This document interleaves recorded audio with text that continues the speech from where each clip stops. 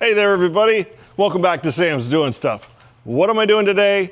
I think it's finally time to move the entire operation outside.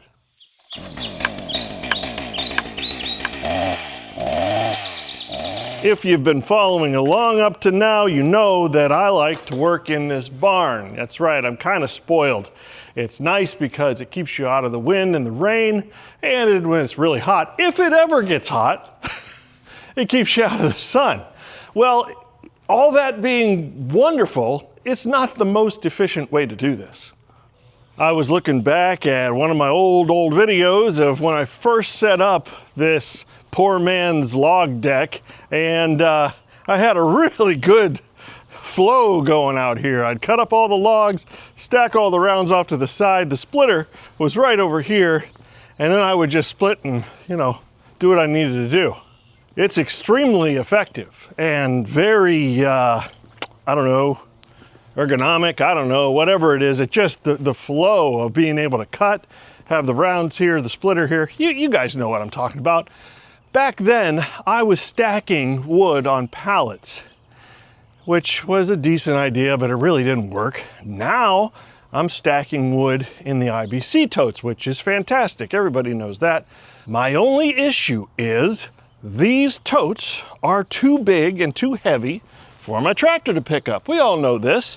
And my all-terrain pallet jack that will lift 2,000 pounds should be shipped on the 27th. Today is the day before Memorial Day, and that machine tentatively is supposed to be shipped on the 27th, which is the day after Memorial Day. It's only coming from Indiana to Ohio. So, it shouldn't take more than 5 hours to get here. I don't know. It's a little bit of a risk if I fill up a bunch of IBC totes up here and I box myself in without being able to move them. But I'm going on the hope and the prayer that that machine will be here before I get stuck.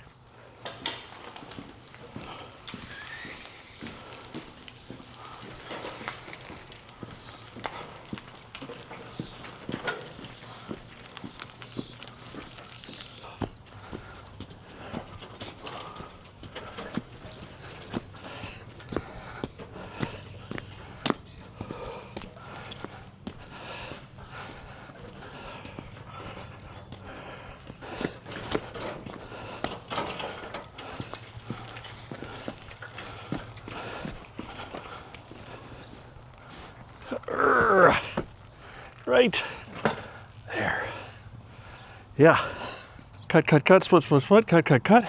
Or I got to figure out the best way to set this up.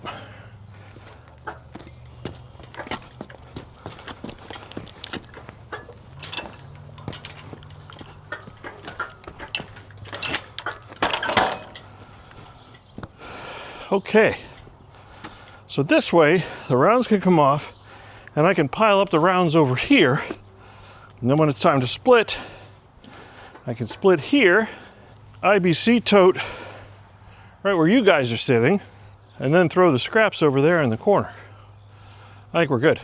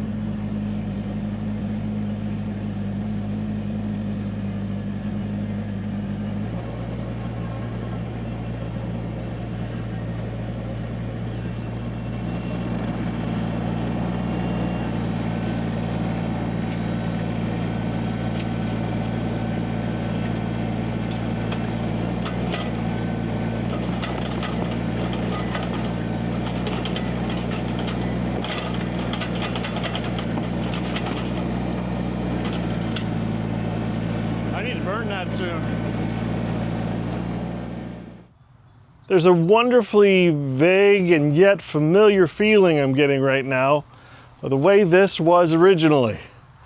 And boy, it feels like a production line. Yeah, cut, split, stack. Yeah, it feels really good. And I'll tell you what, it smells really good out here. I wish you had smell-o-vision. So one thing that's good is this entire log deck is all cherry.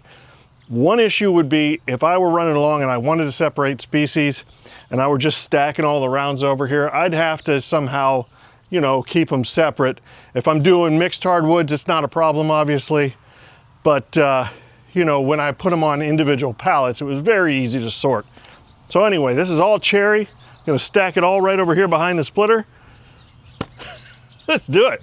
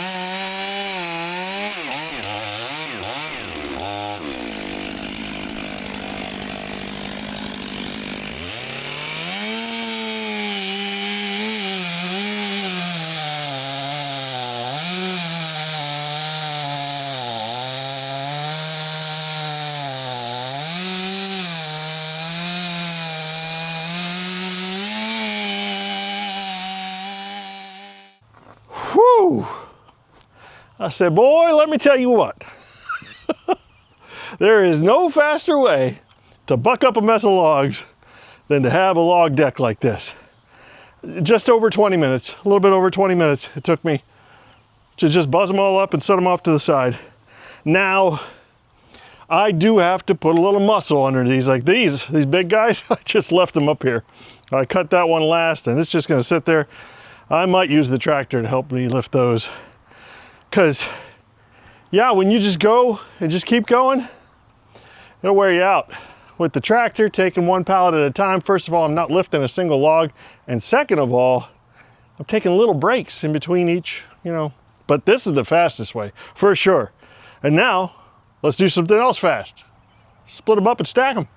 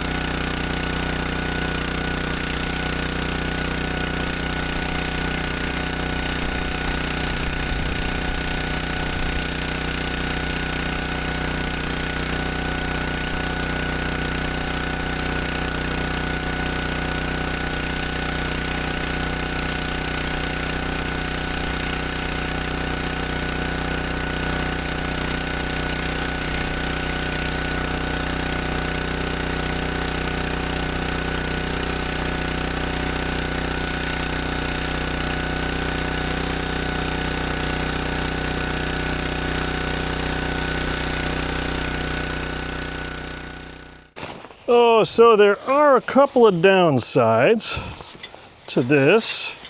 One of which is it's outside. So as you see, I have to cover this up since I'm done for the day. Gonna go inside for supper. And we will resume tomorrow. The other thing that's a little bit of a negative is when I did it the way I did it before, taking one pallet at a time into the barn, I had some natural breaks. I got to stop, you know? And this situation here, it's just right here. You just keep going. You just keep going. There's another basket stacked. I got to get the manual pallet jack up here and wheel it as far that way as I can. And then I'm going to pick up and I'm going to do some more tomorrow.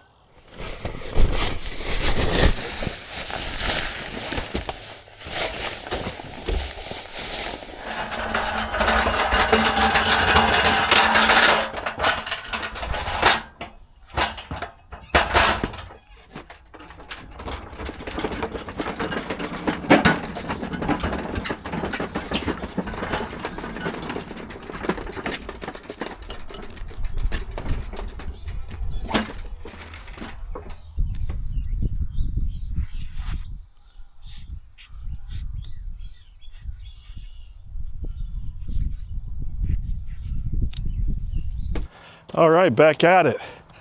Let's talk about the comments section, shall we? First of all, keep them coming. I mean, really good ideas every once in a while, you know? I was wrestling with a 200-pound piece of cherry. It was all stringy. It's getting warm out here already. Anyway, what was I saying? Oh yeah, I was wrestling with the stringy piece of cherry and it wouldn't come apart. And several people had commented, you know, keep a Sawzall nearby.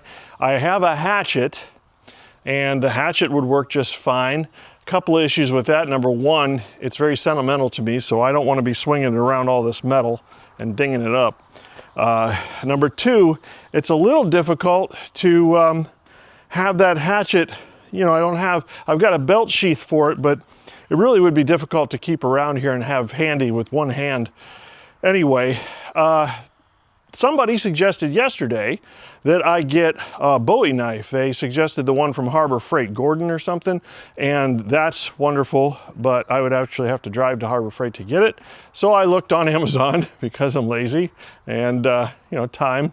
Anyway, I ended up getting a mossy oak. It's supposed to be here today, so I'll show it to you. I'll get it before the end of this video, and that's going to help me, you know, a bit. I won't care about it. It was $16 on Amazon, so it should retain at least enough of an edge to chop the little stringy stuff. But a Bowie knife I can keep very easily strapped to the splitter or to my you know, apron, yeah, anything like that. So that's a great suggestion. I appreciate it. Other things, people keep asking why I cut the entire front out of these and I leave this top bar. Well, the short answer is that's just the way I started doing it. When I was toying with the idea of being able to dump these baskets, and we worked out that, you know, poor man's dipper buddy with the excavator, I was able to dump straight out of the front because there's no front. Well, I just kept doing it that way. I figure it's the easiest way to access stuff. Yes, this bar could be a little bit of a problem. I know hardworking man, Heath cuts the front of these off and then reattaches them in the middle, I think. I don't know if that's worth it. If my customers complain about it, then I will take care of it. You know, if it becomes a problem, then it'll be a problem. But otherwise, I think just leaning down and reaching stuff. When you've got the bottom like these, you have to lean over that. See how I'm having to get to the stuff in the back? You can't get down in, or you have to step over it. I don't know, these were already cut this way, so this is the way I'm leaving them for my parents, and I put this squishy stuff over it.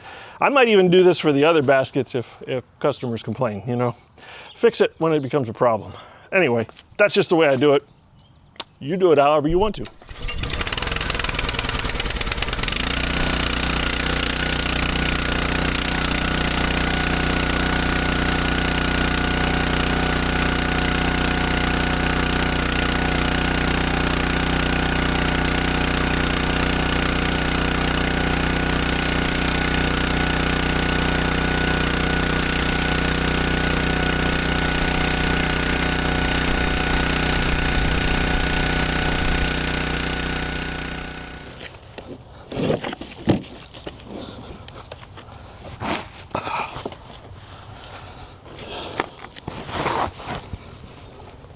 I don't want it. Yeah.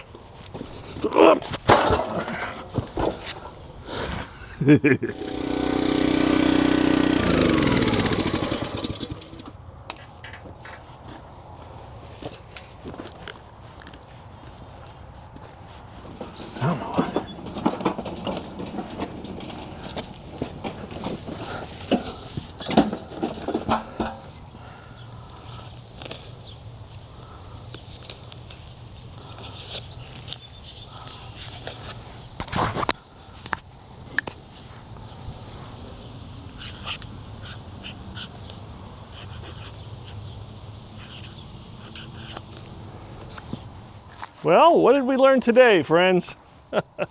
I'll tell you two key things, for me anyway, that I gathered from this.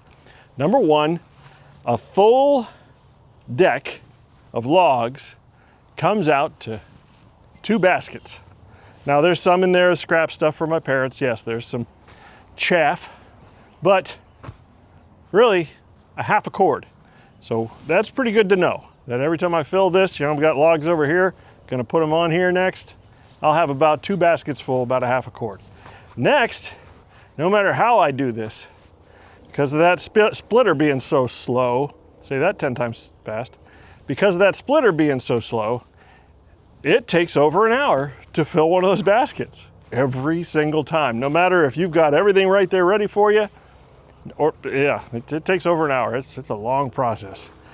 So here's some good news. I decided to start doing some inventory. So I have 5 baskets of mixed hardwood at $100 a piece. So that's $500. Then I have 6 baskets in here of red oak at $125 a piece. So that's another $750. So now we're up to $1,250. Then over here, the finished stuff, I've got between the locust and the cherry, 1, 2, 3, 4 more at $125. That's another $500. Then if you come in this barn, we've got 2 more baskets of red oak at $125 a piece. That brings us up to $2,000. 1 basket of hickory, which I really should bundle, but if I sell it as is, that's another $125. And finally, 2 more baskets of cherry that I just split up today. So our grand total is $2,375. That's only $1,000 away from a new vertical split fire. That's not too bad. And I have a lot of raw material left to go through. I'm sure I have at least $1,000 more in raw material. So if I get this all split up by selling season, and this stuff, once again, you can see the check marks on the end of this. All of these logs have been sitting for so long, they are dry as a bone. They're ready to sell now. So that's a good thing, because this fall, when I sell all of this out, if I have enough cash, I'll be able to order that new splitter. Probably the split fire vertical splitter that I was talking about. I haven't totally decided yet. Still, processing and thinking and reviewing in my head. Anyway, that's all we do. Constantly thinking, right? Yeah, it's good. It's good. I appreciate all the wonderful ideas. I think another thing that needs to happen is some kind of conveyor system. Whether I'm outside, because that stack of rounds was okay, but I don't like picking stuff up. If I have even like a gravity conveyor to just roll them along and roll them over toward the splitter, yeah, that's definitely got to be worked out too. Lots of stuff happening here. I'm making this area just my dream wood yard. I'm doing the best I can with your help. And once again, I appreciate you coming along for the ride. If I could hit the like button for you, I sure would. So hit my like button, hit the subscribe, and I'll see you next time when I'm doing more stuff.